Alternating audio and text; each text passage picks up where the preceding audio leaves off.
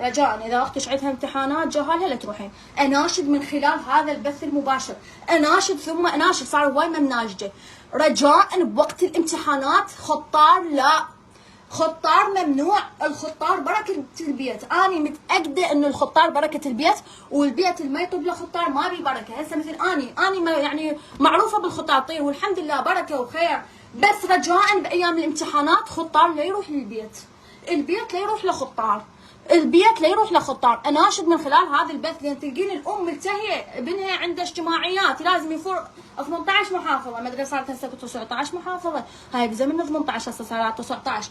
هاي تقعد تدرس تحضر الاكل زين. الخطار يراد له مجامله، يراد تقعدين وياه، يراد تضيفيه، لان احنا العراقيين معروفين الخطار من يجي ننخبص خبيصه. خور الرجال ما يعرف شو يسوي اذا جاش خطار، رقصتك ترقص. بالقران هذا كان اتذكر ابهاتنا من يجونا خطار امهاتنا ترقص بالمطبخ، ترقص الصينيه المي الشاي هيك ما يعطي مجال. بعدهم ما قاعدين الشاي والمي والاكل والحبشكلات والسمك والدجاج، هاي هيك كانوا والياتنا اهل الكرم.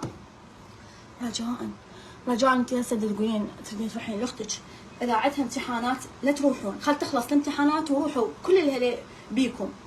ترى الامايه شو تلحق ويا بنتها زين، هاي بناتها. انت هسه مالت الكليه هسه راح يمتحنين مدري يمتحنين، لا تروحون خل تخلص امتحانات اسبوع ما تتحملين. الله اكبر، هي راح تضيفك وتقول لك لا تعالي وسهلا، بس هي بقلبها هسه جاي فور وتحكي عليك. اخذيها من جوا.